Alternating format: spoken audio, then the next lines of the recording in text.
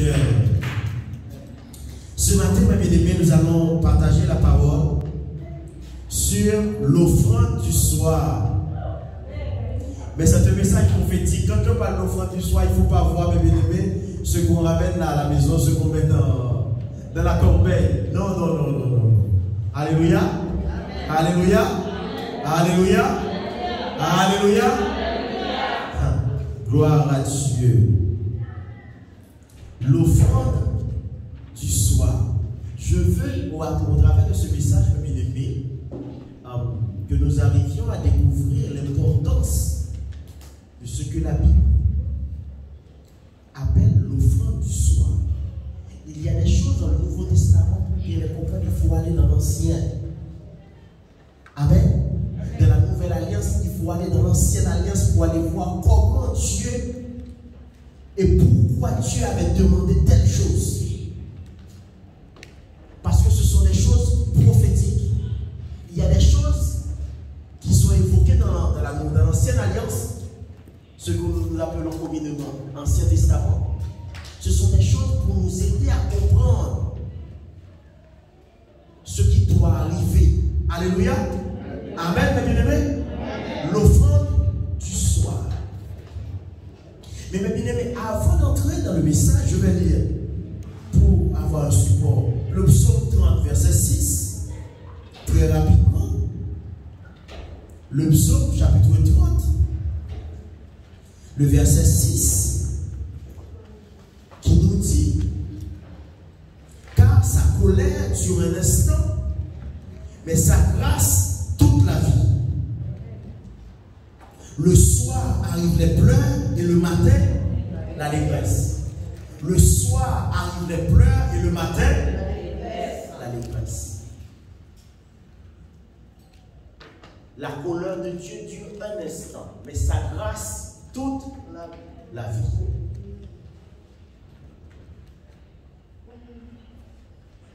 Et la Bible nous parle du matin, la Bible nous parle du soir.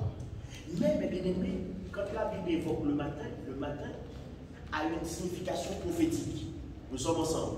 Amen. À chaque fois que vous lisez votre Bible, vous voyez que la Bible parle du soir. Il ne faut pas voir le soir uniquement quand le soleil se couche là. Non. Derrière le soir, il y a une signification prophétique. Il y a quelque chose qui est caché. Nous sommes ensemble. Amen. Allez, amen, mes bien-aimés. Amen. Amen. Dans un jour, il y a 3 moments dans un jour. Il y a le matin, le midi et le soir. Amen. De même, il y a 3 moments dans la vie de l'homme. Il y a le matin, il y a le midi, il y a le soir. Nous sommes ensemble ce matin.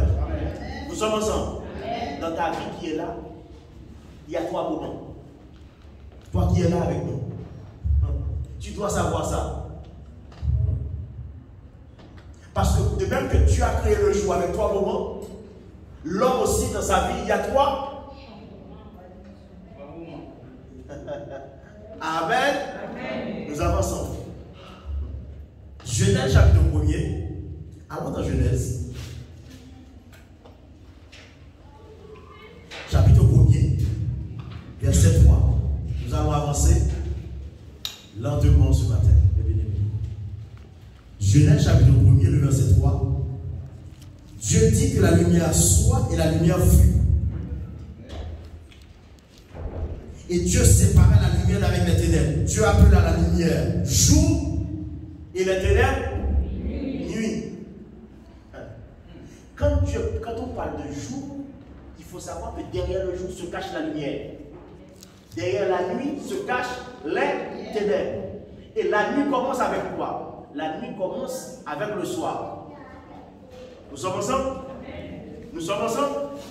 C'est quand le soleil se couche que le soir commence. On rentre maintenant dans la période de nuit. C'est-à-dire on rentre dans la période des ténèbres. Nous sommes là pour parler prophétiquement ce matin. Amen.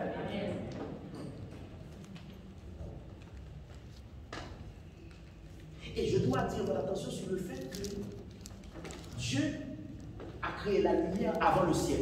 Notez ça quelque part. Que la lumière a précédé le ciel. Même. Le premier jour, Dieu a créé la lumière.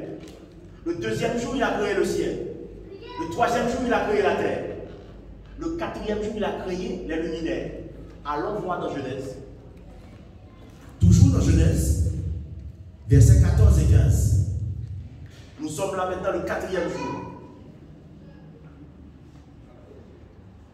Dieu dit qu'il y ait des luminaires dans l'étendue du ciel pour séparer le jour d'avec la nuit. Pour séparer le jour d'avec, pour séparer la lumière d'avec les.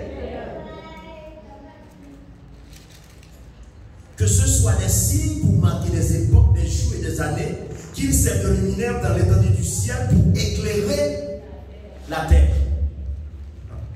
Mais bien aimé, Dieu sait que c'est le ciel qui doit éclairer la terre. Amen. Si tu vois que tu es sur la terre, tu vas chercher ta lumière sur la terre, il y a un problème dans ta vie. Alléluia. Si tu vois que tu es sur la terre, tu as besoin de lumière. Tu vas sous la mer pour aller chercher la lumière, il y a un problème. Tu vas dans les forêts, tu vas dans les montagnes, tu vas chez les hommes, il y a un problème dans ta vie. Parce que Dieu, le principe que tu as établi dès le commencement, c'est le ciel qui doit éclairer la terre. Nous sommes ensemble? Amen.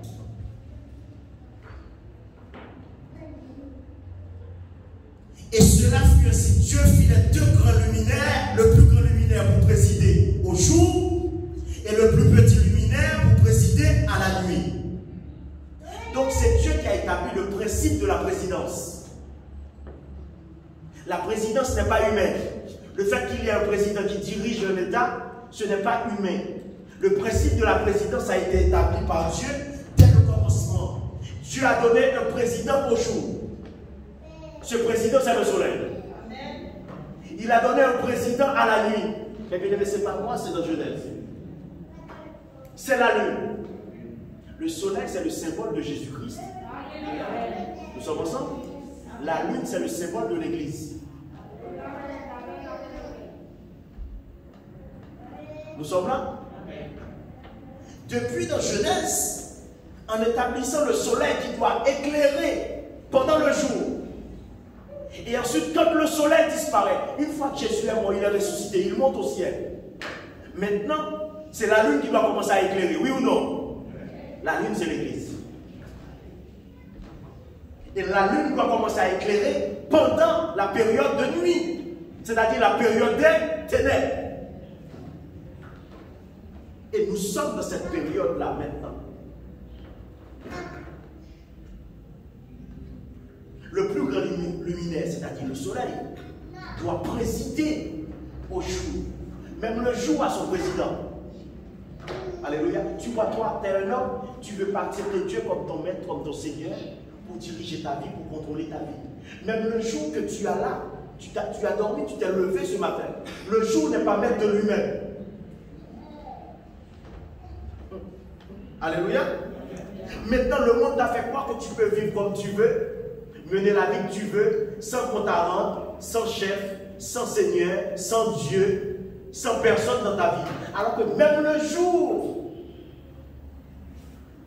il respecte son président.